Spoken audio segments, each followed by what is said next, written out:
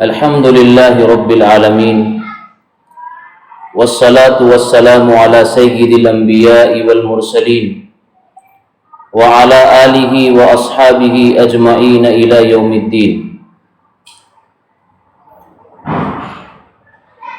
قال اللہ تبارک وتعالی فی کلامہ المجید فاعوذ باللہ من الشیطان الرجیم بسم اللہ الرحمن الرحیم۔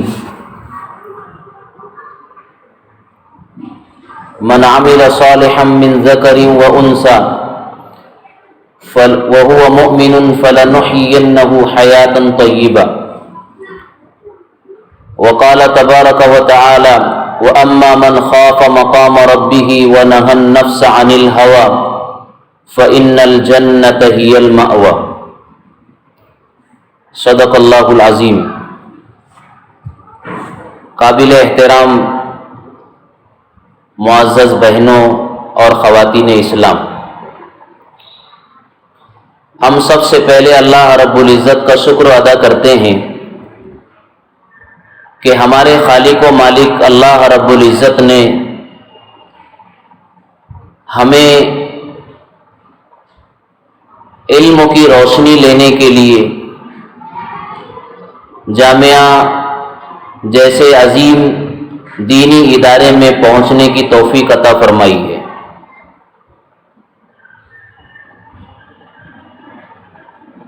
اللہ نے ہم کو دنیا کا سب سے پیارا مذہب اسلام عطا کیا ہے۔ اسلام دنیا کا وہ واحد اور عظیم مذہب ہے جس نے ہر انسان کو جینے کا حق عطا کیا ہے، جس نے زندگی گزارنے کے سارے آداب اور طریقے بتلائے ہیں۔ ہماری زندگی کا کوئی ایسا شعبہ نہیں ہے، ہماری زندگی کا کوئی ایسا ڈپارٹمنٹ نہیں ہے اور ایسا کوئی گوشہ نہیں ہے جس میں مذہب اسلام نے ہماری رہنمائی، ہماری گائیڈنگ اور ہمارے لیے کوئی راستہ نہ بتلایا ہو۔ اور اسلام دنیا کا وہ عظیم مذہب ہے اور منفرد اور انوکھا مذہب ہے جس نے انسانوں کے حقوق بھی طے کیے ہیں، چاہے وہ انسان مرد ہو یا عورت ہو۔ اسلام نے اس کے حقوق بتلائے ہیں، اس کی ذمہ داریاں بتلائی ہے، اس کا کتنا دوسروں پر رائٹ ہے، کتنا حق بنتا ہے، وہ اسلام نے اس کو واضح کیا ہے۔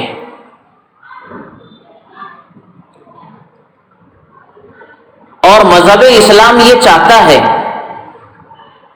کہ ایک انسان چاہے وہ مرد ہو یا عورت ہو اور زندگی کے جس شعبے سے اس انسان کا تعلق ہو،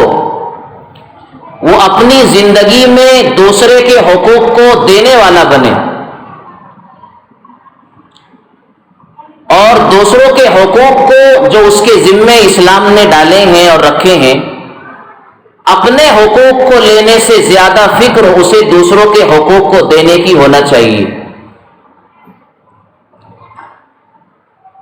اسی لیے علماء کہتے ہیں کہ جب انسان دوسروں کے جو حقوق اپنے ذمے ہیں ان کو دینے کی فکر کرے گا، محنت اور کوشش کرے گا، تو اللہ سامنے والے کے دل میں بھی یہ بات ڈالے گا کہ اس کے بھی مجھے حقوق ادا کرنے ہیں۔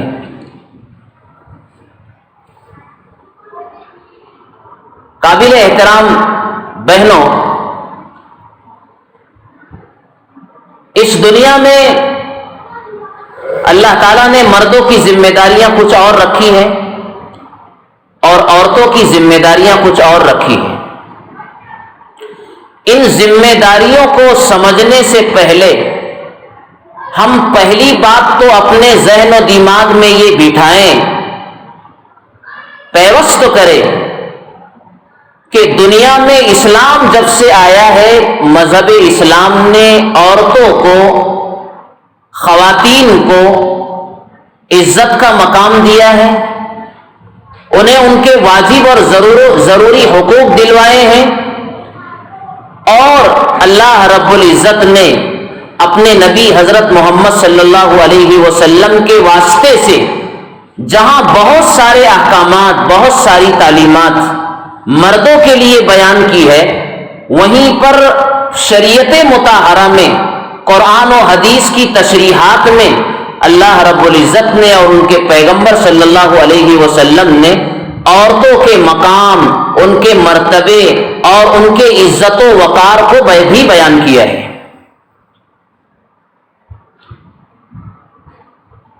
اسلام یہ کہتا ہے کہ اگر ایک خاتون اور ایک عورت اگر کسی کی ماں ہے تو اسلام نے اس کو وہ مقام عطا کیا کہ نبی اکرم صلی اللہ علیہ وسلم فرماتے ہیں الجنت تحت اقدام الامہات، کہ جنت ماؤں کے قدموں کے تلے اور ماؤں کے قدموں کے نیچے اللہ تعالیٰ نے رکھی۔ اس کا مطلب یہ ہوا کہ اللہ تعالیٰ نے ایک خاتون کو وہ عزت کا مقام عطا کیا، وہ بلندی سے سرفراز کیا کہ اگر وہ ماں ہے کسی کی تو اس کے قدموں میں اللہ تعالیٰ نے جنت جیسی عظیم الشان چیز کو اس کے قدموں میں ڈالا ہے۔ اسی طریقے سے اگر کسی خانوادے میں اور کسی کے گھر میں اگر بیٹی پیدا ہوتی ہے، سرکار دو عالم صلی اللہ علیہ وسلم فرماتے ہیں کسی کے گھرانے میں بیٹی کا پیدا ہونا یہ ڈبل رحمت کو لے کر کے آتی ہے۔ اگر لڑکا پیدا ہوتا ہے تو وہ سنگل رحمت کو لاتا ہے، اور اگر بیٹی پیدا ہوتی ہے تو وہ ڈبل رحمت کو لے کر آتا ہے۔ یہ گویا بیٹیوں کو اللہ تعالیٰ نے اور اسلام نے وہ مقام عطا کیا ہے۔ ایک مرتبہ حضرت محمد صلی اللہ علیہ وسلم حضرات صحابہ کے ساتھ بیٹھے ہوئے تھے، نبی کریم صلی اللہ علیہ وسلم نے لڑکیوں کے اور بیٹیوں کے مقام اور عزت کو بیان کرتے ہوئے ارشاد فرمایا کہ جس کے گھر میں کوئی 2 بیٹیاں پیدا ہوئی ہو اور ان 2 بیٹیوں کی اس کا باپ بہترین اسلامی طریقے پر تربیت کرے، انہیں آداب زندگی سکھلائے، انہیں بڑوں کا اکرام و احترام سکھلائے، اللہ کا ڈر سکھلائے، نبی اکرم صلی اللہ علیہ وسلم کی محبت انہیں سکھلائے، اسلامی نقوش پر اور اسلامی طریقوں پر ان کی تربیت کرے، جب وہ جوان ہو جائے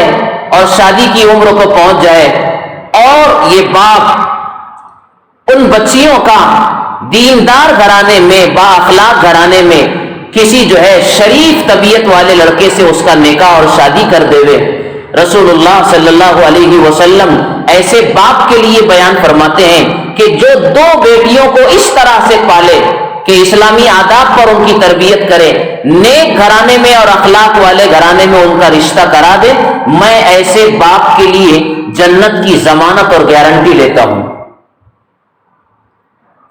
مجلس میں ایک صحابی نے رسول اللہ صلی اللہ علیہ وسلم سے پوچھا، یا رسول اللہ، اگر کسی شخص کے گھر میں 2 نہیں بلکہ اگر ایک ہی بیٹی ہو تو پھر کیا وہی وعدہ ہے آپ کا اور اللہ کا اس شخص سے؟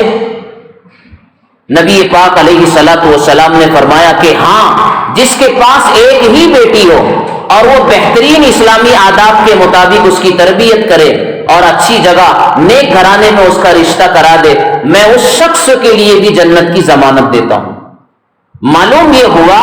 کہ اللہ تعالیٰ نے سماج کے اندر، سوسائٹی کے اندر اور ہماری برادری کے اندر عورتوں کو وہ عزت کا مقام عطا کیا ہے، وہ بلندی کا مقام عطا کیا ہے کہ بہترین تربیت کے نتیجے میں باپ کو اللہ تعالیٰ جنت عطا کر رہے ہیں۔ بعض لوگ وہ ہوتے ہیں جو بیٹی کے پیدا ہونے سے ناراض اور ناخوش ہوتے ہیں، یہ ان کی نادانی ہے اور یہ اللہ تعالیٰ کے گویا نظام پر ان کا سوال اٹھانا ہے اور اللہ کے دیے ہوئے اس عطیے اور انعام سے وہ ان کا ناراض ہونا ہے، جو بالکل بھی صحیح اور درست نہیں ہے۔ جب بچی گھرانے میں پیدا ہوتی ہے تو وہ ڈبل رحمت لے کر کے آتی ہے۔ تو اللہ تعالیٰ نے خواتین کو اور عورتوں کو اللہ تعالیٰ نے اسلام میں عزت کا مقام عطا کیا۔ آپ اسی بات کو اور سمجھیے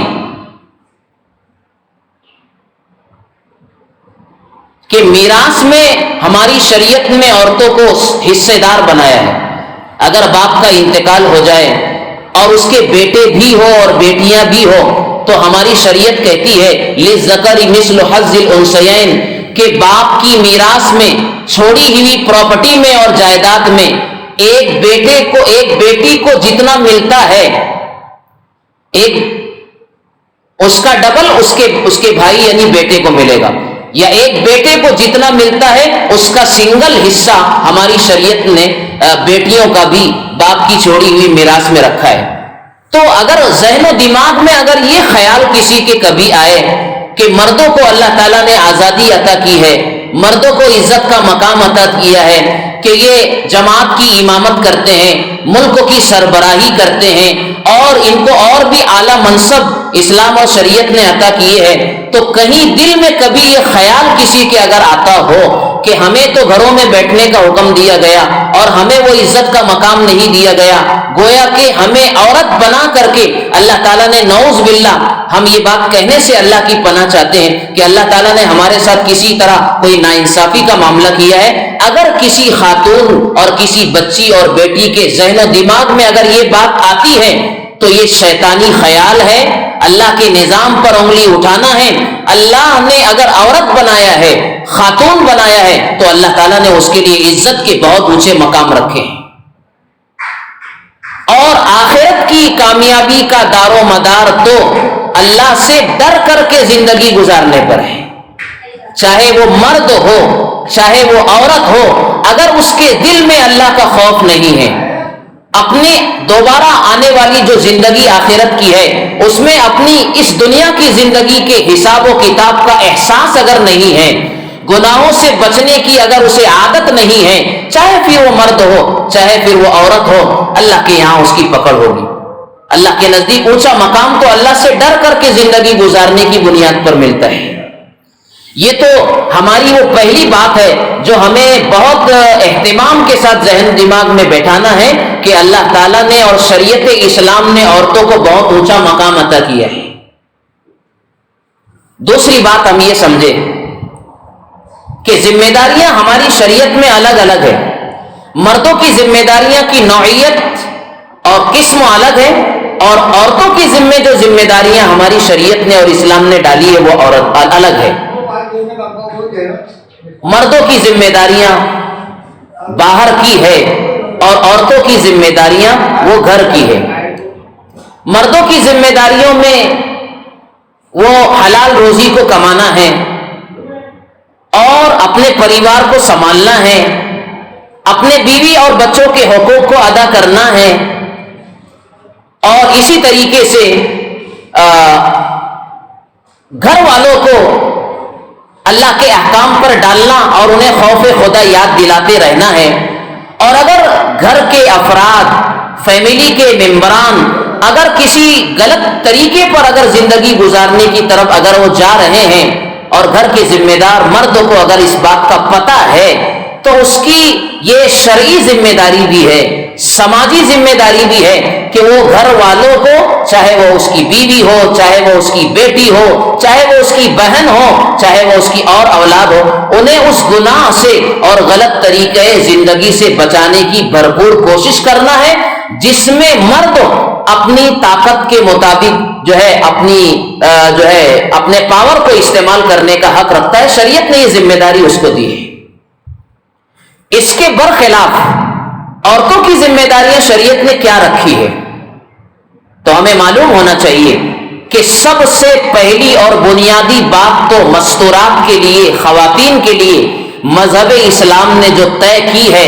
وہ یہ ہے جو قرآن کریم کہہ رہا ہے وَقَرْنَ فِي بُيُوتِكُنَّ وَلَا تَبَرَّجْنَ تَبَرُّجَ الْجَاهِلِيَّةِ الْأُولَى وَأَقِمْنَ الصَّلَاةَ وَآتِينَ الزَّكَاةَ۔ قرآن کریم نے سب سے بنیادی بات خواتین اسلام کے لیے بیان فرمائی ہے کہ عورتیں اپنے گھروں کو لازم پکڑے، عورتیں اپنے گھروں میں اپنے آپ کو جمع کر کے رکھے۔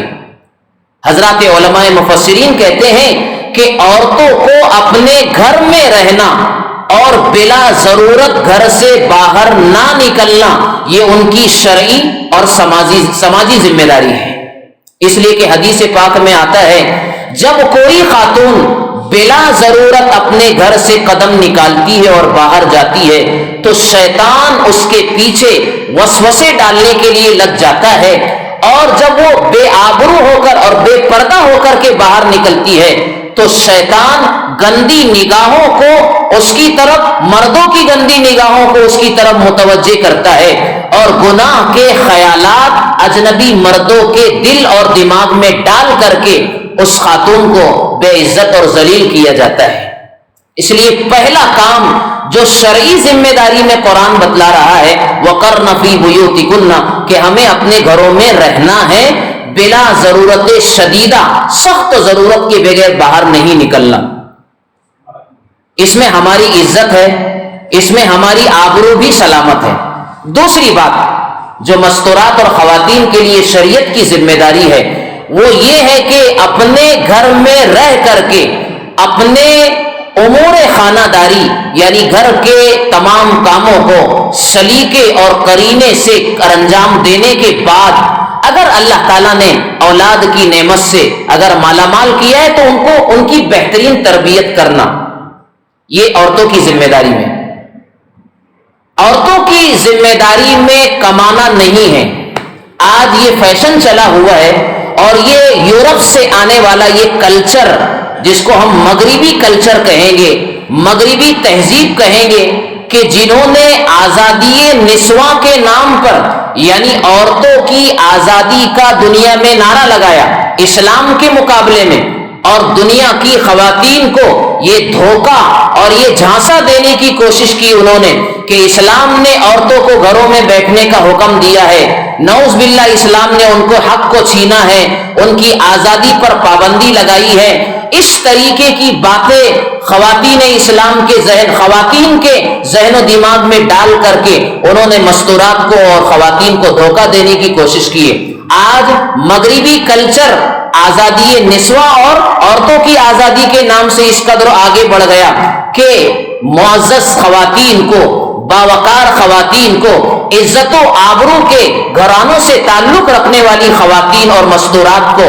ان مغربی کلچر کے دیوانوں نے آج اس کو بازاروں کی زینت بنایا، ایئر ہوسٹس بنا دیا، کاؤنٹر کی زینت بنا دیا، اور بازاروں میں مال کو نمائش کرنے کا سامان اور ذریعہ بنا دیا۔ اور آج یہ کہا جا رہا ہے کہ ہم نے تمہیں تمہارا حق دیا، تمہیں آزاد کرایا، گھروں کی چہار دیواری سے نکال کر کے، بندشوں اور قید کی زندگی سے نکال کر کے ہمیں تم نے آزادی عطا کی ہے۔ لیکن آج آپ جانتی ہیں، پڑھنے والے اس بات کو پڑھتے ہیں، مشاہدہ کرنے والے اس بات کا مشاہدہ کرتے ہیں کہ آج گھر سے باہر ہو کر تجارت کے عنوان سے، کاؤنٹر پر بیٹھنے والی ہونے کے عنوان سے، بزنس میں پارٹنر ہونے کے عنوان سے نہ جانے کیسے کیسے خوبصورت نعرے دے کر کے گھروں کی باعزت خواتین کو مغربی کلچر نے دنیا میں رسوا کیا، ذلیل کیا، بے آبرو کیا، اور ان کی عزتوں کو تار تار کیا گیا۔ اس لیے اس دھوکے کو سمجھنے کی ضرورت ہے کہ اسلام نے کمانے کی ذمہ داری مردوں پر ڈالی ہے اور مستورات کے ذمے کمانا نہیں رکھا گیا۔ آج جب عورتیں کمانے کی بنیاد پر مردوں کے شانہ بشانہ جو ہے اپنی لائف اور زندگی میں آگے قدم بڑھانے کے عنوان سے جب عورتیں باہر نکلی ہیں تو پھر ان کا لائف اسٹینڈرڈ، معیار زندگی بھی اونچا ہونے لگا۔ یہی وجہ ہے کہ جب کسی بچی کی کسی گھرانے میں شادی ہوتی ہے اور شادی کے پہلے جو اس نے اپنے ذہن و دماغ میں خواب سجائے تھے اور اپنا جو لائف اسٹینڈرڈ اور زندگی کا معیار بنایا تھا، جب کسی جس کے وہاں شادی ہوتی ہے وہاں جب اس کو یہ معیار نہیں ملتا، یہ بلندی نہیں ملتی اور اس طریقے کا معیاری زندگی جب اس کو نہیں ملتی ہے تو پھر اس کی سسرالی زندگی اور نکاح والی زندگی بے مزہ ہو جاتی ہے، اس لیے کہ پہلے سے اس نے جو خواب سجائے تھے وہ اس کو چکنا چور ہوتے ہوئے جب نظر آتے ہیں تو پھر وہ نکاحی زندگی میں کامیاب خاتون ثابت نہیں ہو سکتی.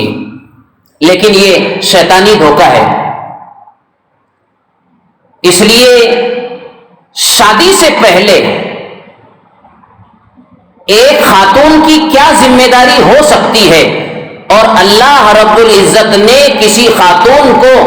شرعی ذمہ داریاں کیا دی ہے اس کو جاننا, ان احکامات کو سیکھنا جس کو بیسک اسلامک تعلیم کہتے ہیں, بنیادی تعلیم کو جاننا اور سیکھنا جس طرح مردوں کے لیے ضروری ہے اسی طرح خواتین اسلام معزز بہنوں کے لیے بھی ضروری ہے کہ ہم پر کس کے کتنے حقوق ہے, کتنا رائٹس ہمارے اوپر دوسروں کا بنتا ہے اور ہمارا دوسروں پر کیا حق بنتا ہے. ان حقوق کو ہم جاننے کی کوشش کریں گے تبھی ہم اپنی آگے والی زندگی کو کامیابی کے راستے پر چلا سکتے ہیں. آج پورے ملک میں ہماری ایک بہن عائشہ عارف خان جس کا تعلق احمد آباد سے تھا اور اس کا رشتہ راجستھان کے ایک شہر جالور میں کیا گیا, جیسا کہ آپ جو ہے ویڈیو اس کا دیکھ رہے ہیں, اس بچی نے اپنے آپ کو ختم کر لیا خودکشی کے راستے سے. اس کی کھوج میں اور اس کی تحقیق میں جب آپ جائیں گے یا آپ گئے ہوں گے اور آپ کو اس بات کا پتہ چلا ہوگا کہ اس خاتون اور اس بچی نے, عائشہ عارف خان نے جو ہے جس لڑکے کو اپنا جو ہے شوہر بنایا, جس لڑکے کو اپنا جو ہے لائف پارٹنر بنایا, ان کا آپس کا ناجائز تعلق تھا. گویا شادی ہونے سے پہلے, جائز طریقے سے رشتہ ہونے سے پہلے وہ لڑکی اپنے اس جو ہے دوست کے ساتھ, اپنے اس فرینڈ کے ساتھ زندگی گزاری, تعلقات کو قائم کیا, حرام لذتوں کو انہوں نے اٹھایا اور اس کے بعد جو ہے اس لڑکے کے ساتھ اس کا شرعی رشتہ ہو گیا. ہوا یہ معاملہ کہ لڑکی والے جو کمزور گھرانوں سے تعلق رکھتے, غریب گھرانے والے تھے, لیکن انہیں وہ لڑکا مالدار مل گیا. اب باپ نے یہ دیکھا کہ میری بچی کو مالدار لڑکا مل گیا ہے, لہذا کیوں نہ میں ایسے مالدار گھرانے میں اپنی بچی کا رشتہ کر دوں. لہذا لڑکے کی صرف مالداری کو دیکھ کر کے اس عائشہ عارف خان, عائشہ کے باپ عارف خان نے اپنی بچی کا رشتہ صرف اور صرف لڑکے کی مالداری کو دیکھا, اس کے بڑے گھرانے کو دیکھا, اس کے بنگلے اور پیسے کو دیکھ کر کے بچی کی شادی کی. اور اس بچی نے بھی پہلا غلط قدم یہی اٹھایا کہ اس لڑکے سے شادی سے پہلے اپنے تعلقات کو بنایا, اس کے ساتھ جو ہے بات چیت کرنا شروع کر دی, جس کا نتیجہ یہ نکلا کہ وہ لڑکا جسے مالدار سمجھا گیا اور یہ سمجھا باپ نے کہ میری بچی کو یہ سکون دے گا, زندگی کا چین نصیب کرے گا, لیکن وہی مالدار لڑکا دنیا کا بھکاری لڑکا نکلا اور اس نے بجائے اس عائشہ کو سکون اور زندگی کا آرام دینے کی بجائے اس نے وہی جو ہے اس کی زندگی کو ختم کرنے کا سبب اور ذریعہ بنائے. اس لیے ایک خاتون اپنے گھر میں جب رہے گی اس کی نگاہیں محفوظ رہے گی, جب ایک خاتون اپنے گھر کو لازم پکڑے گی اس کی آبرو سلامت رہے گی, اس کے خاندان کی عزت باقی رہے گی, خود اس کی عزت سلامت رہے گی. اور جب ایک خاتون اپنے آپ کو گھر میں رکھ کر کے اپنے والدین, اپنے بھائی بہن اور اپنے پورے کنبے اور پریوار کی عزت و آبرو کو جب وہ سلامت رکھے گی تو اللہ اس کی برکت سے ایسا لڑکا اور ایسا شوہر عطا کریں گے جو زندگی کے سارے سکون اور چین جو ہے دے گا اور زندگی جو ہے انتہائی بہاروں کے ساتھ اور جو ہے انتہائی خوشگواری کے ساتھ گزرے گی. اس لیے کہ جب یہ ناجائز تعلقات ہوتے ہیں اور اس کے بعد رشتہ ہوتا ہے, عموماً ایسے رشتوں کا اور ایسی شادیوں کا یہی ریزلٹ اور یہی نتیجہ آتا ہے جو عائشہ عارف خان کی شکل میں, خودکشی کی شکل میں ہمارے سامنے آیا ہے. میں آپ سے آخری بات یہ کہنے جا رہا ہوں کہ زندگی میں کوئی بھی مرحلہ آئے, زندگی میں کوئی بھی پیچیدہ موقع آ جائے,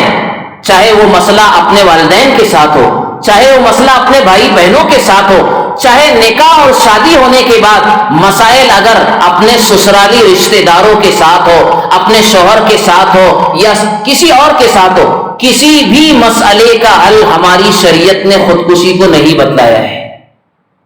خودکشی یہ شریعت میں حرام ہے. ہمیں بنیادی طور پر یہ بات ذہن میں رکھنا چاہیے کہ یہ جسم اور یہ جان اور یہ زندگی اللہ کی امانت ہے، اور زندگی میں جتنی بھی صلاحیتیں اللہ نے ہم کو عطا کی ہے یہ سب اللہ کی امانت، یہ آنکھ اللہ کی امانت، یہ کان اللہ کی امانت، یہ دماغی صلاحیت اللہ کی امانت، یہ ہاتھ اور پیر اللہ کی امانت ہے۔ اور اللہ تعالیٰ قرآن میں ان تمام صلاحیتوں کے متعلق کہتے ہیں ان السمع والبصر والفؤاد کل اولئک کان عنہ مسئولا۔ اللہ نے یہ جتنی چیزیں عطا کی ہے اللہ کل قیامت میں ان کے بارے میں سوال کریں گے، پوچھیں گے کہ ان کا استعمال کتنا رائٹ کیا تھا، صحیح کیا تھا، اور ان کا استعمال کتنا مس کیا اور غلط کیا تھا۔ یہ ساری صلاحیتوں کے متعلق کل حشر کے میدان میں اللہ سوال کرے گا۔ اس لیے یہ جسم اللہ کی جب امانت ہے تو ہم اپنے بدن پر ایک خراش بھی نہیں لگا سکتے ہیں بلا وجہ اور بلا ضرورت۔ تو پھر خودکشی کرنا، کسی پانی میں ڈبا کر کے اپنے کو ہلاک کرنا، کہ رسی کے پھندے سے اپنے آپ کو ختم کر لینا، شریعت اس کی اجازت کیسے دے سکتی ہے؟ حدیث پاک میں آتا ہے جو اپنے آپ کو خودکشی کے راستے سے ختم کرے گا، حدیث پاک میں آتا ہے دنیا میں جس طریقے سے اس نے اپنے آپ کو ہلاک کیا ہے، جو بھی طریقہ اپنے آپ کو ہلاک کرنے کے لیے اور خودکشی کرنے کے لیے اس نے طے کیا ہے، کل قیامت میں جہنم کے اندر جب اسے ڈالا جائے گا تو بار بار اسی طریقے سے اپنے آپ کو وہ شخص ہلاک کرتا رہے گا، زندہ ہوتا رہے گا، ہلاک کرتا رہے گا۔ گویا جو طریقہ اپنی موت کا زندگی میں اس نے اختیار کیا اور چوائس کیا ہے، اسی طریقے سے جہنم میں اپنے آپ کو بار بار ہلاک کرتا رہے گا اور مارتا رہے گا۔ اس لیے دنیا میں جو بھی مسئلہ پیش آئے اس کا حل خودکشی نہیں ہے، بلکہ اپنے مسائل کو، اپنی پریشانیوں کو اور اپنی الجھنوں کو اپنے ذمہ داروں سے شیئر کرنا چاہیے، اسے بتلانا چاہیے۔ اور اگر کسی جگہ میں رہنا ہمارے لیے دشوار ہو جائے، جیسے مثال کے طور پر شادی کے بعد اگر کسی شوہر کے ساتھ اور سسرالی رشتہ داروں کے ساتھ اگر زندگی دوبھر ہو رہی ہے، مشکلات کا بے انتہا سامنا ہے اور برداشت کے اگر باہر ہو جائے تو اس کا راستہ یہی ہے کہ ہم اپنے ماں باپ کے پاس آئے، انہیں بتائیں، اور ماں باپ کی بھی ذمہ داری ہے کہ ان کی باتوں پر وہ کان دھریں اور صحیح مسئلے کے حل نکالنے کے لیے کوشش اور فکر کریں۔ لیکن عائشہ عارف خان کے اس واقعے سے ہم سب کو یہ سبق ملتا ہے کہ سب سے پہلے ہم اپنے آپ کو گھروں میں رکھیں گی، کسی کے بھی ساتھ ہمارا تعلق اس طرح غلط اور ناجائز نہیں ہونا چاہیے، ہماری نگاہیں محفوظ ہونا چاہیے، ہمارے خیالات پاکیزہ ہونا چاہیے۔ معزز بہنوں، اللہ تعالیٰ نے یہ زندگی ہمیں امانت کے طور پر عطا کی ہے، یہ 50 60 70 سالہ زندگی ہے، حقیقی خوشیاں اور حقیقی لذتیں اور جائز اور خوشگوار زندگی اللہ تعالیٰ ہمیں دنیا میں عطا کریں گے، اس وقت عطا کریں گے جب ہم اللہ سے ڈر کر کے زندگی گزاریں گے، اور جو ہماری ذمہ داریاں ہیں، ہمارے حقوق ہے، ہم پر جن دوسروں کے حقوق ہے، جب ہم اللہ کے حقوق کو، بندوں کے حقوق کو ادا کرنے والے بنیں گے، اور تنہائی میں بھی ہمیں اللہ کا ڈر اور اس کا خوف ستائے گا اور گناہوں سے ہم اپنے آپ کو بچانے والے بنیں گے۔ تو میں نے آیت پڑھی ہے، اللہ تعالیٰ فرماتے ہیں وَأَمَّا مَنْ خَافَ مَقَامَ رَبِّهِ وَنَهَى النَّفْسَ عَنِ الْهَوَىٰ فَإِنَّ الْجَنَّةَ هِيَ الْمَأْوَىٰ، کہ جو خاتون اور جو شخص بھی اللہ کے سامنے قیامت میں حاضر ہونے سے ڈرے، خاف مقام ربہ ونہى النفس عن الهوى، اور اپنے آپ کو وہ گناہوں سے بچائے گا، حرام لذتوں سے بچائے گا، بد نگاہی سے بچائے گا، غلط خیالات سے بچائے گا، ناجائز تعلقات سے اپنے آپ کو بچائے گا، کسی اجنبی سے کانٹیکٹ اور بات کرنے سے اپنے آپ کو بچائے گا، دنیا کی حرام لذتوں سے جو مرد اور خاتون اپنے آپ کو پاکیزہ رکھیں گی اور بچائیں گی، اللہ تعالیٰ قرآن میں وعدہ فرمائے رہے ہیں فَإِنَّ الْجَنَّةَ هِيَ الْمَأْوَىٰ، جنت ایسے خاتون اور ایسے مردوں کے لیے ٹھکانہ ہے۔ اللہ تعالیٰ ہمیشہ کی ایسی جنت عطا فرمائیں گے اور وہ نعمتیں عطا کریں گے جن نعمتوں کا اس فنا ہونے والی زندگانی میں ہم خیالات میں بھی ان نعمتوں کو نہیں لا سکتے اور تصور بھی نہیں کر سکتے ہیں۔ اس لیے آج کی ہماری اس مجلس کا سب سے اہم ترین پیغام معزز بہنوں سے یہی ہے کہ ہم اللہ کے خوف کے ساتھ زندگی گزاریں، یہ زندگی اللہ کی امانت ہے، ہم اس کو ہلاک و برباد نہیں کر سکتے ہیں، کسی اجنبی کے حوالے نہیں کر سکتے ہیں۔ اپنی آبرو کو سلامت رکھنا، اپنی آنکھوں اور خیالات کو سلامت رکھنا اور محفوظ رکھنا، یہ ہماری شرعی سماجی ذمہ داری ہے، جس کے نتیجے میں ہم سر اٹھا کر کے جی سکتے ہیں اور خدمت اسلام کے بڑے بڑے وہ کارنامے انجام دے سکتے ہیں جو ماضی کے اندر اور پہلے خواتین اسلام نے اسلام کی خدمت کے لیے جو کارہائے نمایاں اور عظیم الشان بڑے بڑے کام انجام دیے۔ اللہ تعالی ہم سے بھی وہ کام لے گا جب ہم اپنے آپ کو اس کے لیے تیار کریں گے۔ اس لیے جامعہ میں رہتے ہوئے ان مجلسوں کو اسی لیے منعقد کیا جاتا ہے کہ ہم ان باتوں کو سن کر کے دل کے کانوں میں اتارے، دل کے کانوں سے اپنے سر کے کانوں سے جو ہے اپنی دل کی دنیا میں ان کو اتارنے کی کوشش کریں اور اپنی خود تربیت کریں، اپنے اوقات کی اور اپنی زندگی اس امانت کی حفاظت کرے۔ اللہ تعالیٰ مجھے اور آپ کو، ہم سب کو عمل کی توفیق عطا فرمائے۔ انشاءاللہ جب بھی ہفتہ واری اس طریقے کا پروگرام ہمارا جاری ہے، ایک سنیچر کے دن مغرب کے بعد اور ایک اتوار کے دن دوپہر میں، انشاءاللہ مزید باتیں ہم آئندہ ہفتے کریں گے۔ اللہ تعالیٰ مجھے، آپ کو، ہم سب کو عمل کی توفیق عطا فرمائے۔ وما توفیقی الا باللہ، وآخر دعوانا ان الحمد للہ رب العالمین۔